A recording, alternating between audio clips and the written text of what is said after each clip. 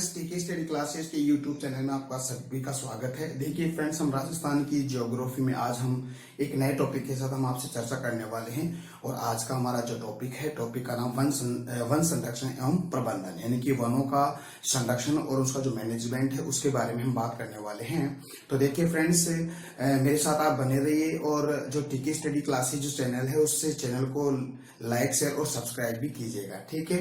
देखिए, आज हम बात करने वाले हैं वन संरक्षण एवं प्रबंधन। आज का हमारा टॉपिक क्या है? वन संरक्षण एवं प्रबंधन, ठीक है, यानी कि मैनेजमेंट की हम बात करेंगे, ठीक है। देखिए फ्रेंड्स, इससे पहले वाले जितने भी जो वीडियो है उसके बारे में हम वनों के बारे में पढ़ा था, वर्गीकरण के वनों के बारे में पढ़ा था। तो थोड़ा बहुत हम रिवाइज कर लेते हैं। देखिए, वनों का जो वर्गीकरण है उसको 3 भागों में डिवाइड किया था, ठीक है। और 3 भाग कौन कौन से उनके बारे में पढ़ते हैं। देखिए, फर्स्ट नंबर था हमारा प्रशासनिक आधार पर वनों का वर्गीकरण, और वनों का वर्गीकरण 3 भागों में उसको डिवाइड किया गया था, ठीक है। एक तो है आरक्षित वन, सुरक्षित वन और आपका अवर्गीकृत वन। इसके पश्चात सघनता के आधार पर वनों का जो हमने वर्गीकरण किया था उसको भी हम 3 भागों में डिवाइड किया। एक है सघन वन, फिर एक है आपका खुले वन और अति सघन वनों के बारे में हमने डिटेल से पढ़ा है। इसमें लास्ट वाला, इससे पिछले वाला जो वीडियो था उसमें हमने भौगोलिक क्षेत्र के आधार पर वनों को 5 भागों में हमने डिवाइड किया है। और 5 भाग कौन कौन से फ्रेंड? वो है, फर्स्ट नंबर पे हमने पढ़ा था शुष्क वन, यानी कि मरुस्थलीय वन, या हम इसको मरुद्भिद वन भी कहते हैं, इसको जीरोफाइट वनस्पति भी कहते हैं। उसके बारे में हमने बहुत ही अच्छी तरीके से हमने पढ़ा था और आपका जो व्यू था बहुत ही अच्छा, एक सराहनीय व्यू भी रहा है, ठीक है। इसके पश्चात हम दूसरा भाग हमने पढ़ा था अर्ध शुष्क उष्ण कटिबंधीय वनों के बारे में हमने पढ़ा था। इसके बाद में तीसरा हमने पढ़ा था उपोष्ण कटिबंधीय सदाबहार वनों के बारे में, और चौथा हमने शुष्क सागवान वनों के बारे में, और लास्ट जो 5th नंबर पे था वो था आपका पतझड़ी वनों के बारे में। और मैंने राजस्थान का जो डायग्राम बनाकर हमने बहुत ही डिटेल से आपको ये चीज हमने बताई है। आज हम बात करेंगे कि वन संरक्षण एवं प्रबंधन। देखिए, वन संरक्षण यानी कि वनों का संरक्षण यानी उसकी सुरक्षा हम किस तरह कर सकते हैं। हम कर सकते हैं कि जैसे हम पेड़ों की कटाई पर रोक लगाना है, ठीक है, और अत्यधिक पेड़ लगाकर है, और जो पेड़ जो वन कार्यक्रम है उसको प्रोत्साहन देकर भी हम वनों का सुरक्षा कर सकते हैं। इसके साथ साथ ही हमारी जो स्टेट गवर्नमेंट और जो सेंट्रल गवर्नमेंट के द्वारा जितने भी वनों के संरक्षण के लिए जितने भी योजनाएं चला रही है उनका हम पालन करके हम क्या कर सकते हैं, वनों का संरक्षण और प्रबंधन कर सकते हैं। साथ ही हम हमारी जो जनता है, हमारे जो लोग हैं, उनको भी इसके बारे में प्रोत्साहित करें और उनको समझाए। वनों की इंपोर्टेंस के बारे में हमें बताना चाहिए, वनों के महत्वता के बारे में। और ये एक हमारे जो प्राकृतिक संसाधन रिसोर्स है, नेचर रिसोर्सेस, उनके बारे में लोगों को एक मोटिवेट करके हम इसके बारे में वनों का हम क्या कर सकते हैं, प्रबंधन और हम इसकी सुरक्षा हम कर सकते हैं, ठीक है। तो अब आज हम बात करेंगे वन संरक्षण और प्रबंधन। देखिए फ्रेंड, वन संरक्षण होता क्या है? देखिए, वन संरक्षण होता क्या है कि जैसे राजस्थान में जितने भी जो वन है, ठीक है, राजस्थान में जितने भी वन है उनको उनके संरक्षण के जितने भी संरक्षण के क्षेत्र हैं उनके अवैध कटाई, पहले तो कटाई पर उसकी रोक लगाना चाहिए। साथ ही हम जो उनका जो विनाश हो रहा है उस विनाश को हमें रोकना चाहिए। और जो वृक्षारोपण जो कार्यक्रम है उस वृक्षारोपण कार्यक्रमों को प्रोत्साहित करके हम वनों का हम क्या कर सकते हैं, संरक्षण कर सकते हैं। देखिए, हम शॉर्ट में इसका अगर शाब्दिक अर्थ हम देख सकते हैं तो देखिए शाब्दिक अर्थ हम उसका देखिए वन संरक्षण का, ठीक है। देखिए शाब्दिक अर्थ, ठीक है। अर्थ की बात करें कि जो वन संसाधन है, जैसे वन संसाधनों की निरंतर हो रही कटाई पर प्रतिबंध, साथ ही वृक्षारोपण, ठीक है, वृक्षारोपण कार्यक्रमों को प्रोत्साहन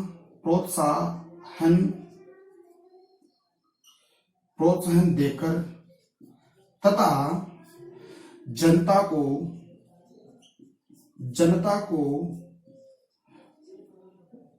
जनता को वनों की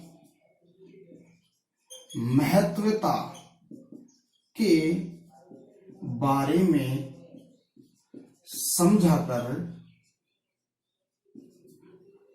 वनों का संरक्षण एवं मैनेजमेंट यानी कि प्रबंधन कर सकते हैं।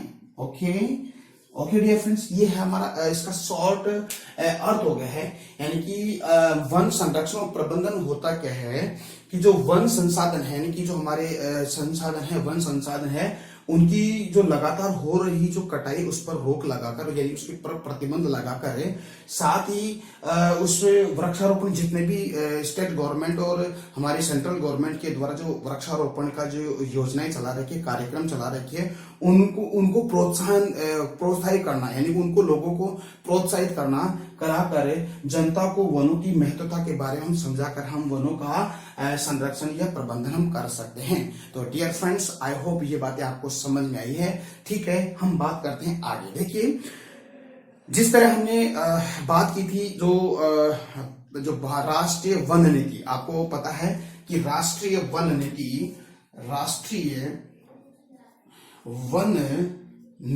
मैंने इसके बारे में आपको पहले बता दें, 1952 के अंदर राष्ट्रीय वन नीति थी। और इस राष्ट्रीय वन नीति में ये बात बताई कि भारत के जितने भी भौगोलिक क्षेत्र है, हमारा जो भारत का जितना भी भौगोलिक क्षेत्र है, उस भौगोलिक क्षेत्र के 33% भूभाग पर क्या होने चाहिए, भूभाग पर वन होने चाहिए। ठीक है, तो ये इसका एग्जांपल, ये भी एक क्या है, वनों के प्रबंधन और उसके संरक्षण के बारे में ही स्टेट गवर्नमेंट के द्वारा ये नीति चलाई गई थी 1952, यानी कि इसको हम बोलते हैं राष्ट्रीय वन नीति 1952 के तहत कहा गया है कि भारत के जितने भी स्टेट, यानी कि स्टेट है, जितने भी यूनियन टेरिटरी यानी केंद्र शासित प्रदेश है, उसके भौगोलिक क्षेत्र का 33% क्या होना चाहिए, वन होना चाहिए। ठीक है, तो ये भी क्या हो गया, वन संरक्षण और प्रबंधन के बारे में बताया गया। ठीक है, अब देखिए फ्रेंड्स, इसमें आपको एक बात और बता देता हूं कि जैसे भारतीय जो सरकार है, यानी कि इंडियन जो गवर्नमेंट है, उस इंडियन गवर्नमेंट के द्वारा भी क्या किया गया है, यानी संवैधानिक प्रयास किए गए, यानी कि वनों के प्रबंधन और संरक्षण के लिए एक संवैधानिक प्रयास किया गया है। और संवैधानिक प्रयास क्या किया गया है कि उसने एक एक्ट बनाया है, यानी कहने का मतलब है जो हमारा इंडियन कॉन्स्टिट्यूशन है, इस इंडियन कॉन्स्टिट्यूशन के अंदर भी एक कुछ प्रावधान वनों के संरक्षण और प्रबंधन के बारे में बताया गया। तो देखिए कौन से हैं। ठीक है, देखिए इंडियन कॉन्स्टिट्यूशन में कौन से प्रबंधन बताए गए हैं, संरक्षण और प्रबंधन के बारे में क्या प्रावधान दिए हैं, आपको पता है। जो हमारा इंडियन कॉन्स्टिट्यूशन एंड पॉलिटी के अंदर मैंने आपको ये चीजें बता रखी है। फिर भी देखिएगा, जैसे हमारा भारतीय संविधान के अंदर, देखिए भारतीय संविधान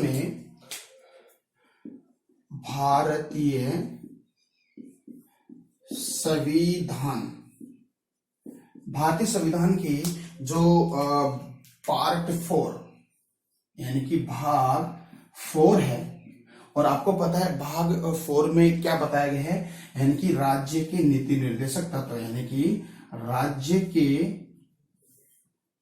नीति निर्देशक तत्व के बारे में बताया गया है। ठीक है, यानी कि इसके अंदर जो भाग 4 यानी कि पार्ट 4 है, उस पार्ट 4 में आपको किसका वर्णन बताया गया है कि राज्य के नीति निर्देशक तत्वों का वर्णन बताया गया है।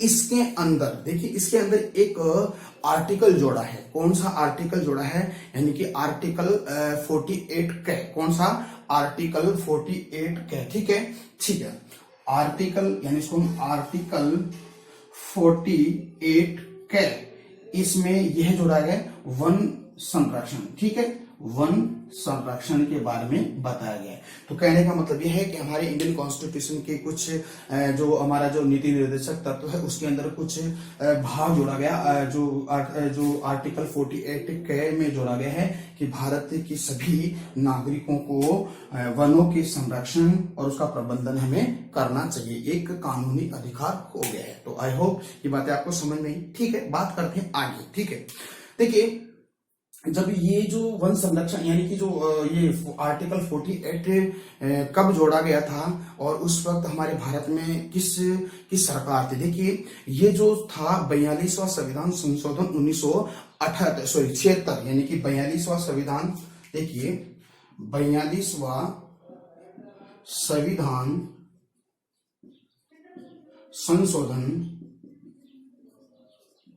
1976 में, यानी कि 1976 में ये जोड़ा गया था। और उस वक्त भारत का प्रधानमंत्री, देखिए कौन था, भारत का प्रधानमंत्री श्रीमती इंदिरा गांधी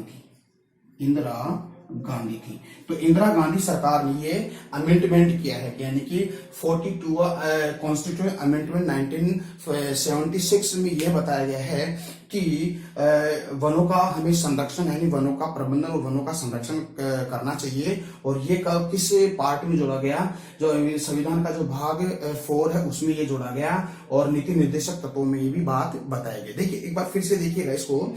देखिए जो प्रधानमंत्री इंदिरा गांधी के समय ये जो उसकी सरकार ने 42वां संविधान संशोधन 1976 में ये एक कानून बनाया और केंद्र सरकार और राज्य सरकार को ये कानून वनों के संरक्षण के बारे में कानून बनाने की हिदायत उनको दी गई और उनको कहा गया कि स्टेट गवर्नमेंट और जो हमारी सेंट्रल गवर्नमेंट है वनों के संरक्षण के संबंध में कुछ कानून बनाकर उनकी रक्षा और प्रबंधन उसको कर सकते हैं। तो आई होप डियर फ्रेंड्स ये बातें आपको समझ में आई है।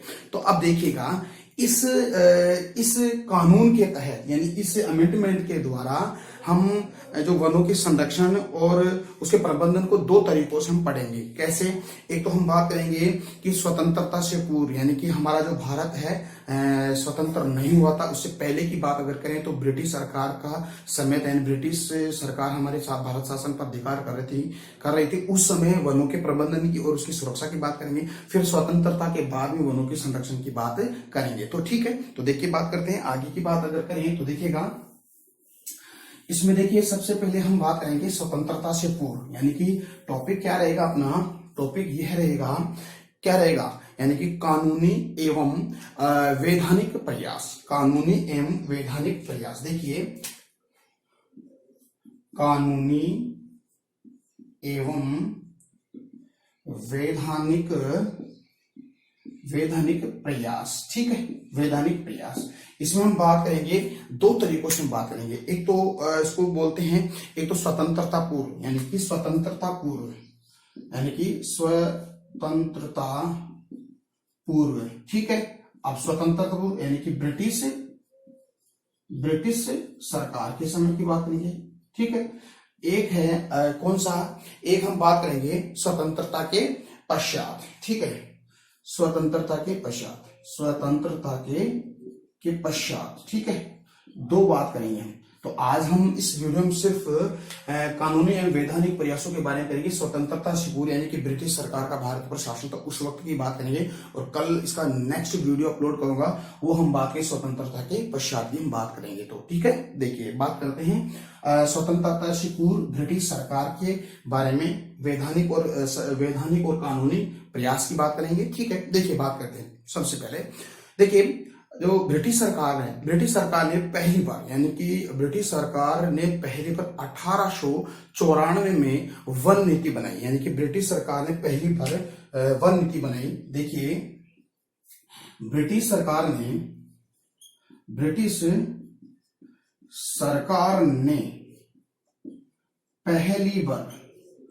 पहली बार 1894 में क्या बनाई, 1894 में पहली बार ब्रिटिश सरकार ने 1894 में क्या बनाई, वन नीति बनाई, ठीक है।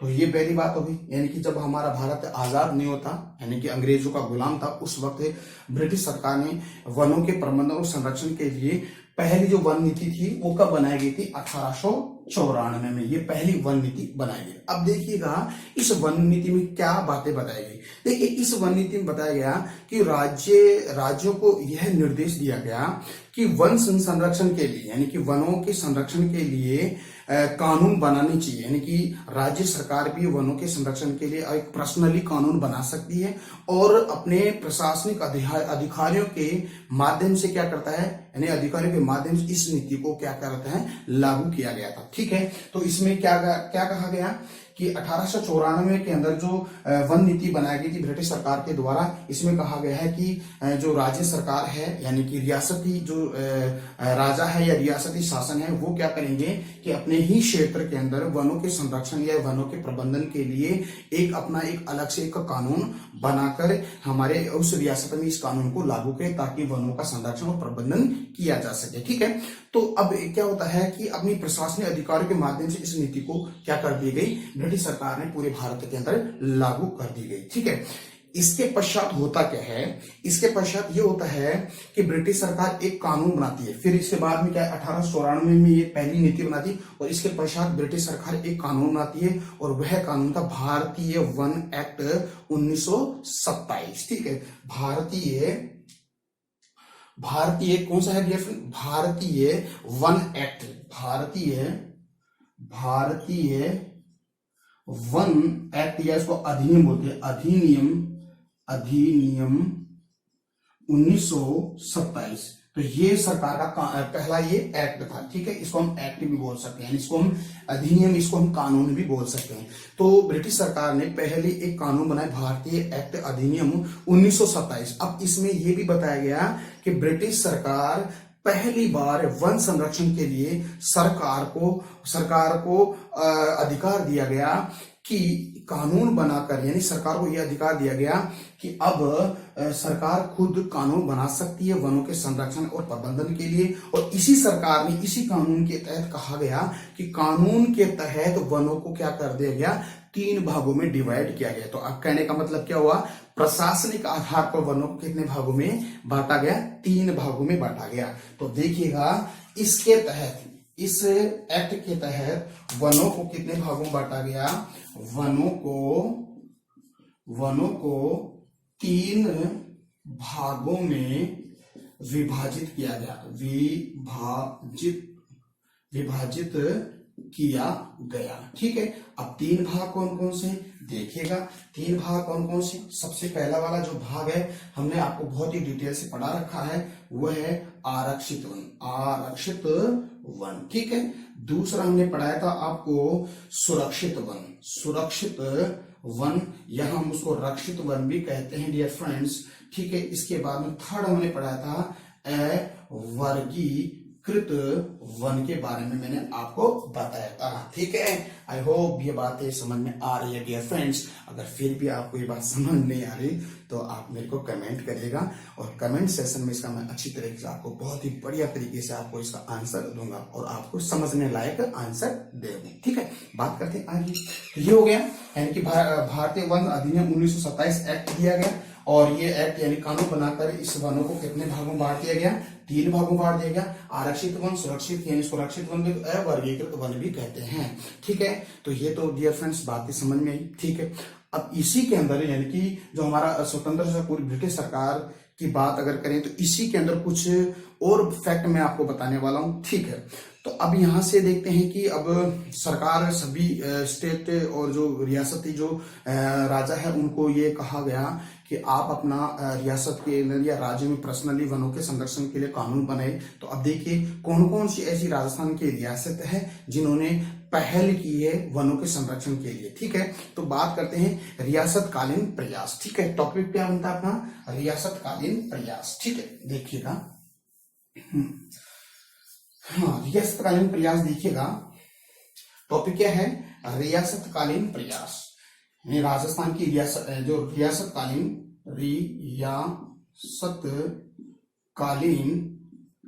प्रयास। देखिएगा रियासतकालीन प्रयास कौन कौन थे।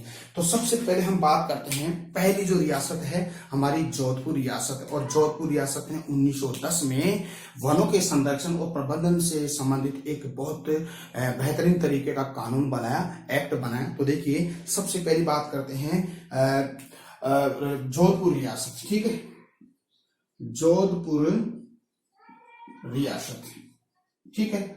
और ये इस रियासत ने कब कानून 1910 में ये कानून बनाया, ठीक है। देखिएगा 1910 में ये कानून बना, और ये राजस्थान की ये पहली रियासत है जिसने ये पहला कदम उठाया वनों के संरक्षण के लिए और वनों के बचाव के लिए, उसके प्रबंधन के लिए पहला ये कानून बनाया। तो टॉपिक बनता है, क्वेश्चन बनता है कि राजस्थान की ऐसी कौन सी रियासत थी जिसने वनों के संरक्षण के लिए सबसे पहले कानून बनाया था। तो वो कौन सी रियासत है डियर फ्रेंड्स, हमारी जोधपुर रियासत है। और कब कानून बनाया था, ये था 1910 में ये कानून बनाया था। तो डियर फ्रेंड्स बातें समझ में आई है, ठीक है। अब बात करते हैं अलवर रियासत 1935, यानी कि अलवर रियासत ने भी डियर फ्रेंड्स कानून बनाया था, वो बात करते हैं। देखिए दूसरी है, सेकंड नंबर पे है डियर फ्रेंड्स अलवर रियासत। देखिए अलवर रियासत, ठीक है। और इस अलवर रियासत 1935 में ये कानून बनाया था, ठीक है। अब देखिए 1935 की अगर बात करें तो फ्रेंड्स देखिएगा ये जो अलवर रियासत ने 1935 में ये कानून बनाया था, और उस समय जो अलवर रियासत का जो राजा था यानी कि महाराजा था तेज सिंह था, ठीक है। इस महाराजा यानी कि उस समय, यानी कि इस समय अलवर रियासत का महाराजा कौन था डियर फ्रेंड्स, कौन था, तेज सिंह था, ठीक है, तेज सिंह था। इस तेज सिंह ने ही क्या किया था, अलवर के अंदर कानून बनाया था, यानी कि वन संरक्षण और प्रबंधन के संबंधित, ठीक है। इसने क्या किया कि तेज सिंह के समय जब वनों की स्थिति पर एक किताब भी लिखी गई थी, ठीक है। इसने एक किताब वनों की स्थिति को सुधारने के लिए, वनों को बचाने के लिए, उसके प्रबंधन के लिए तेज सिंह ने एक किताब लिखी थी, और उस किताब का नाम था पीली किताब। कौन सी किताब डियर फ्रेंड्स, बहुत इंपॉर्टेंट है। तो इसके द्वारा यानी कि किताब यानी कि पीली किताब, ठीक है। ये पीली किताब किसके द्वारा लिखी गई थी, मिस्टर तेज सिंह के द्वारा। और ये 1935 में राजस्थान अलवर रियासत के क्या थे, महाराजा थे। और उसने जब वनों को बचाने के लिए, उसके प्रबंधन के लिए उसने क्या किया, एक किताब लिखी, और वो किताब थी, क्या नाम था, पीली किताब, और लिखने वाला कौन, तेज सिंह था, ठीक है। अब इसमें देखिए क्या इस किताब में ये बताया गया, इस किताब में ये बताया गया कि जो अलवर में जितने भी वन हैं, अलवर के अंदर जितने भी वन हैं, उन वनों को मानवीय गतिविधियों के से आर्थिक नुकसान पहुंचाया गया था, और उस आर्थिक स्थिति से उसको वनों को नुकसान पहुंचाया गया था, उनसे निजात पाने के लिए और लोगों को मोटिवेट या उसके वनों के संरक्षण और प्रबंधन के प्रोत्साहन देकर या उनको उसकी महत्वता को समझा कर यह किताब लिखी, जिससे क्या है वहां की जनता जागरूक होती है और धीरे धीरे वनों की कटाई पर वो क्या करती है, रोक लगा देती है। स्वयं वहां की जनता ने क्या करती है, वहां की जनता के द्वारा इस वनों को रोक लगाई कटाई पे। तो डियर फ्रेंड्स आज हमने बात की दो टॉपिक, रियासतकालीन प्रयासों की बात की, और स्वतंत्रता से पहले की जो ब्रिटिश सरकार के द्वारा वनों के संरक्षण के लिए जो भी कानून बनाया गया था उनके बारे में हमने बात की। बहुत ही अच्छी तरीके से मैंने आपको बताया था। फिर भी आपको ये चीज समझ में नहीं है ना, तो प्लीज आप, मैंने व्हाट्सएप नंबर दे रखे हैं, व्हाट्सएप कर सकते हो। लेकिन डियर फ्रेंड्स व्हाट्सएप इतने जो स्टूडेंट है उनको तो मैं व्हाट्सएप नहीं कर सकता, लेकिन आप कमेंट सेशन में कमेंट करके मेरे को बताइएगा, ठीक है। फिर मैं यहाँ से आंसर आपको दे सकता बहुत बेहतरीन तरीके से, ठीक है। तो हम कल मिलते हैं एक नए टॉपिक के साथ। टॉपिक तो यही है अपना, यानी कि वन संरक्षण और प्रबंधन, इसका सेकंड जो पार्ट है, यानी कि ये तो डियर फ्रेंड्स फर्स्ट पार्ट हो गया, यानी कि फर्स्ट पार्ट हो गया। इसका जो दूसरा पार्ट है वो हम कल देखते हैं, ठीक है। तो मेरे साथ आप बने रहिए, और अपना जो टीके स्टडी क्लासेस जो चैनल है उसका जो लिंक है उसको अपने फ्रेंड सर्किल के अंदर उसको क्या करेंगे, शेयर करेंगे, ठीक है। और लाइक और सब्सक्राइब भी कीजिएगा, और सब्सक्राइब करने के पश्चात जो बेल आइकन आता है ना, और उस बेल आइकन को आप प्रेस कीजिएगा। और बेल आइकन को प्रेस करने के पश्चात ये होता है, जैसे मैंने ये वीडियो अपलोड अभी मैं कर रहा हूं तो उसका नोटिफिकेशन आपके पास तुरंत पहुंच जाए, जिसने सब्सक्राइब और बेल आइकन को प्रेस किया है, ठीक है। तो फिर मिलते हैं कल, तब तक के लिए मेरे को इजाजत दीजिएगा। नमस्कार, जय हिंद, जय Bharat, Ram Ram. Okay, bye bye.